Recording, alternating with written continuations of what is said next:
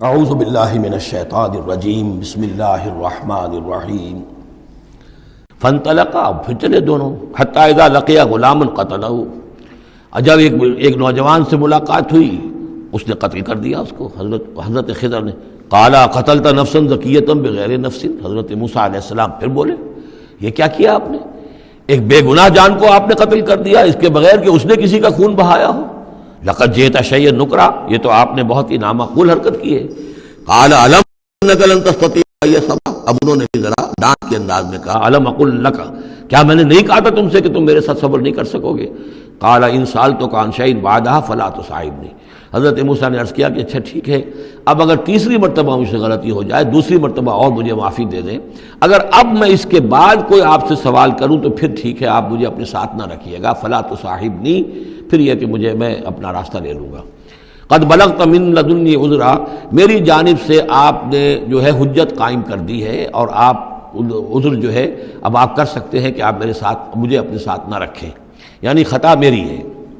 فانطلقا، پھر چلے، حتی اذا اتیا اہل قریۃ استطعما اہلہا، اور جب یہاں تک کہ وہ پہنچے ایک بستی والوں کے پاس، وہاں انہوں نے ان سے چاہا کہ وہ انہیں کھانا کھلائیں، مسافر جیسے ہوتے ہیں کہ بھائی ہم لوگ آئے ہیں، مسافر ہیں، آپ کی بستی میں آئے ہیں تو ہمیں کھانا کھلائیے۔ فابوا ان یضیفوہما، تو وہاں کی بستی والوں نے، وہ ایسے کچھ کٹھور اور شقی لوگ تھے، انکار کر دیا ان کی ضیافت سے، انہیں کچھ کھانے کو نہیں دیا۔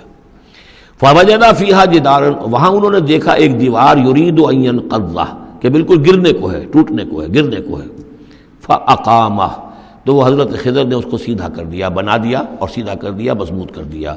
قال لو شئت لاتخذت علیہ اجرا، تو حضرت موسیٰ نے پھر کہا کہ اگر آپ چاہتے، یہ اتنے ناہنجار لوگ، انہوں نے مسافروں کو کھانا تک نہیں دیا اور آپ نے بغیر مزدوری لیے ہوئے ان کا کام کر دیا، ان کی دیوار سیدھی کر دی۔ لو شئت لاتخذت علیہ اجرا، آپ اس پر اجرت طلب کرتے ان سے، اور یہ جو اجرت سے جو ہے بہرحال ہم جو ہے کچھ نہ کچھ کھاتے پیتے۔ قال ھذا فراق بینی و بینک، کہ بس یہ اب میرے اور آپ کے درمیان اب علیحدگی کا وقت ہے۔ سأنبئک بتأویل ما لم تستطع علیہ صبرا، اب میں تمہیں بتائے دیتا ہوں اصل راز اور حقیقت ان چیزوں کا جس پر کہ آپ صبر نہ کر سکے۔ اما السفینہ، جہاں تک اس کشتی کا معاملہ ہے، فکانت لمساکین یعملون فی البحر، تو یہ ان مزدوروں کی ملکیت تھی کہ جو دریا میں محنت کرتے ہیں، جیسے کشتی ہے ادھر سے ادھر اتار دیا، دو پیسے لے لیے، ایک پیسہ لے لیا، یہ مزدوری کر رہے ہیں، ان کے لیے گویا کہ کمائی کا اور ان کی معاش کا یہی ذریعہ ہے۔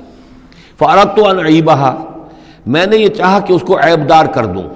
وکان وراءہم ملک یاخذ کل سفینۃ غصبا، جبکہ آگے جو ہے ایک بادشاہ تھا، حاکم تھا، جو ہر کشتی کو کہ جو ثابت و سالم ہے اسے وہ غصب کر رہا ہے، اس کو جو ہے کنفسکیٹ کر رہا ہے، جیسے آج کل بھی ہوتا ہے ہمارے ہاں، وہ ویگنز جو ہیں وہ پولیس والے روک لیتے ہیں، تو اسی طریقے سے وہ جو ہے قبضہ کر رہا ہے ان پر۔ یاخذ کل سفینۃ غصبا، اب وہ دیکھے گا کہ یہ تو ٹوٹی بھی کشتی چھوڑ دے گا، تو کشتی میں ایک تختہ لگا لینا تو آسان کام ہے، پوری تختی جا رہی تھی تو میں نے ایک تختہ جو ان کا جو ہے توڑ دیا ہے، تاکہ اسے ناقص سمجھ کر وہ بادشاہ جو ہے اسے ریجیکٹ کر دے اور اس کشتی کو نہ لے، تو ان مزدوروں کی پوری کشتی بچ جائے۔ ایک تختہ توڑنے سے تختی بچتی ہے، اور یہ سالم رہتی تختی تو پوری کشتی جا رہی تھی۔ تو میں نے ان کے خیر کے لیے کیا ہے، جس کو تم نے یہ سمجھا کہ شاید میں لوگوں کو ہلاک کرنے کے لیے میں نے یہ قدم اٹھایا ہے۔ وَأَمَّا الْغُلَامُ، اور جہاں تک اس لڑکے کا معاملہ ہے، نوجوان کا، فَكَانَ أَبَوَاهُ مُؤْمِنَيْنِ، اس کے والدین بڑے نیک اور صالح ہیں، والدین دونوں کے دونوں۔ فَخَشِينَا أَن يُرْهِقَهُمَا طُغْيَانًا وَكُفْرًا، اب ظاہر بات ہے کہ حضرت خضر کو معلوم ہوگا کہ اس کے جینز اچھے نہیں ہیں، بڑے شرارتی قسم کے جین اس کے اندر ہیں، اور یہ جب جوان ہوگا تو یہ آوارہ ہو کر اٹھے گا اور بہت سخت ہوگا اور اپنے والدین کے لیے سوہان روح بن جائے گا۔ یرہقہما طغیانا و کفرا، ناشکری اور زبردستی کر کے ان کو عاجز کرے گا، ستائے گا۔ فاردنا یبدلہما ربہما خیرا منہ زکاۃ واقرب رحما، تو ہم نے یہ چاہا کہ ان کا رب ان کے لیے بدل دے، اس سے بہتر اولاد اسے دے، بیٹا دے دے کہ جو اس کے لیے پاکیزگی میں بھی اور شفقت اور رحمت میں بھی اس سے بہتر ہو، جو ان کے لیے بڑھاپے میں سہارا بن سکے۔ تو ہم نے صرف یہ کیا ہے کہ یہ بچہ جو ہے وہ یہ ساری چیزیں جو ہے اللہ کے حکم سے میں کر رہا ہوں. یہ گویا کہ تکوینی امور ہیں جو ہو رہے ہیں، یہ تشریعی امور نہیں ہے. تم شریعت کے حوالے سے دیکھ رہے ہو اور میں یہ تکوینی معاملات کر رہا ہوں اللہ کے حکم کے مطابق. اور یہ در حقیقت رحمت ہے جس کو کہ لوگوں نے یہ سمجھا ہوگا جن کا بچہ جو والدین کا فوت ہو گیا تو ان کے اوپر تو پہاڑ ٹوٹ پڑا ہوگا غم کا، لیکن اصل میں اللہ تعالیٰ نے یہ ان کے خیر کے لیے کیا. وَأَمَّا الْجِدَارُ، اور جہاں تک اس دیوار کا معاملہ ہے، فَكَانَ لِغُلَامَيْنِ يَتِيمَيْنِ فِي الْمَدِينَةِ، تو یہ دو غلام لڑکوں کی دیوار ہے جو شہر میں رہتے ہیں. وَكَانَ تَحْتَهُ كَنْزٌ لَهُمَا، اور اس دیوار کی جڑ میں ان کے لیے ایک دفینہ ہے. وَكَانَ أَبُوهُمَا صَالِحًا، اور ان کا باپ جو ہے وہ بہت نیک آدمی تھا. باپ نیک تھا، عین وہ جو سمجھیے کہ کسی جوانی میں یا کوئی وقت جو ہے وہ اس کی موت کا وقت آ گیا، بچے چھوٹے چھوٹے تھے، اس نے کچھ اپنی پونجی جو ہے گھر کے اندر ایک دیوار کی جڑ کے اندر بنیاد کے اندر دفن کر دی. یہ بڑے ہو جائیں بچے یہ نکال لیں. اب چونکہ وہ نیک تھا لہذا اللہ تعالیٰ کی طرف سے اس کا اہتمام ہو رہا ہے. دیوار اگر اس وقت گر گئی ہوتی تو یہ خزانہ ظاہر ہو جاتا، اور ابھی وہ بچے جو ہیں وہ چھوٹے ہیں، تو لہذا یہ لوگ جو ہیں بستی والے کتنے ناہنجار ہیں جنہوں نے ہمیں کھانے کو نہیں دیا ہے، وہ کیا یتیموں کے اس مال کا لحاظ کریں گے؟ وہ سارا کا سارا اس مال کو قبضہ کر لیں گے. تو میں نے وہ دیوار بنا دی ہے. کان ابوہما صالحا، ان کا باپ بہت نیک آدمی تھا. فاراد ربک یبلغ اشدہما، تو آپ کے رب کا یہ فیصلہ ہوا کہ یہ دونوں بچے جو ہیں اپنی پوری جوانی کو، پختگی کو، بلوغت کو پہنچ جائیں. ویستخرجا کنزہما، اور پھر وہ اپنا خزانہ نکال لیں. رحمتا من ربک، یہ تینوں امور آپ کے رب کی رحمت کا منظر ہے. بظاہر جو بھی نظر آ رہا ہے تو دنیا میں جو حالات و واقعات ہو رہے ہیں یہ حقیقت دنیا کے اعتبار سے ہم اس کے ظاہر کو دیکھتے ہیں، اور ظاہر کے حوالے سے ہی دل گرفتہ ہو گئے، رنجیدہ ہو گئے، نقصان ہو گیا، یہ ہو گیا. ہاں اے فلک پیر جواں تھا ابھی عارف، کیا تیرا بگڑتا جو نہ مرتا کوئی دن اور، مرثیوں پر مرثیے کہے جا رہے ہیں. یہ سب کچھ ہوتا ہے، لیکن یہ کہ یہ پتہ نہیں ہوتا کہ اللہ تعالیٰ کی طرف سے جو بھی ہے وہ خیر ہے، اسی میں بھلائی ہے. تو بندہ مومن کا کام کیا ہے؟ تفویض الامر الی اللہ، اپنے معاملات کو اللہ کے حوالے کر دے، راضی برضائے رب جو اللہ کی طرف سے آیا کہ ہر چساقی ماریخت عین الطافست. رحمتا من ربک، یہ سب کچھ رحمت تھا، رحمت ہے آپ کے رب کی طرف سے. وما فعلتہ عن امری، یہ میں نے اپنے جی سے نہیں کیا ہے، میرا فیصلہ نہیں ہے.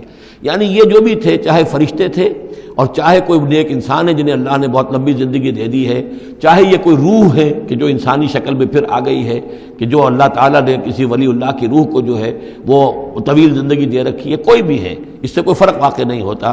لیکن یہ کہ وہ در حقیقت کارکنان قضاء و قدر کی فوج میں ریکروٹ ہو گئے. وہ جو فیصلے کر رہے ہیں، جس کی تنفیذ کر رہے ہیں، اس کا شریعت سے تعلق نہیں ہے، وہ تکوینی امور ہے اللہ تعالیٰ کے. ذالک تعویل ما لم تستطع علیہ صبرا، یہ ہے تعویل، یہ ہے اصل حقیقت، یہ ہے اصل راز ان چیزوں کا جس پر کہ اے موسیٰ تم صبر نہ کر پائے. اب اس کے بعد جو ایک رکوع میں واقعہ آ رہا ہے ذوالقرنین کا، تو جو بھی 1-2 منٹ ہمارے پاس ہے اس میں میں تھوڑی سی تمہید بیان کیے دیتا ہوں. کہ تو ایک سوال یہ بھی تھا کہ ذوالقرنین کون ہے؟ یہ کون ہے؟ یہ سمجھیے کہ اس صدی تک تقریباً 1300 برس تک ہمارے مفسرین ان کے علم میں نہیں تھا کہ کوئی اتنا بڑا بادشاہ رہا ہو جتنا بڑے بادشاہ کا ذکر ابھی ذوالقرنین کے حوالے سے آئے گا. تو لہٰذا لوگوں نے یہ سمجھا عام طور پر کہ سکندر اعظم، یہی معلوم تھا سکندر بہت بڑا فاتح تھا، وہ مقدونیہ سے چلا یونان سے اور دریائے بیاس تک آ گیا، کتنا بڑا. تو اس کو، لیکن یہ کہ اس کی سیرت و کردار جو ہے جو سکندر کی معلوم ہے، اس کی کوئی مناسبت ذوالقرنین کے اس کردار سے نہیں ہے. ذوالقرنین اصل میں ایران کے بادشاہ تھے، اور ایران اس وقت 2 ملکوں میں اوپر میں منقسم تھا. اب بھی اگر کبھی نقشہ دیکھیں گے تو ایک علاقہ جو ہے ایران کا وہ تو ہے جو خراسان کا حصہ ہے. جو اصل ایران ہے اس کو بھی یوں سمجھیے 2 حصوں میں، ایک پارس پرانا کہلاتا تھا جس سے فارس کا لفظ بنا ہے، اور دوسرا مادہ تھا، میڈیا یا مادہ. تو یہ ایک شخص ایسے ابھرے کہ جنہوں نے ان دونوں کو ملا کر ایک حکومت بنایا، اور وہاں سے سلطنت ایران کا جو یوں سمجھیے کہ جو ان کا ایک سنہرا دور ہے، اور ان کی عظمت و سطوت جس کی کہ وہ بہت زیادہ جس پر فخر کرتے ہیں، اس لیے کہ ایرانی قوم بڑی نیشنلسٹ ہے، نسل پرست ہے. ان کے اندر اپنی تاریخ پر، اپنی روایات پر جو ہے وہ بہت ان کو فخر ہے.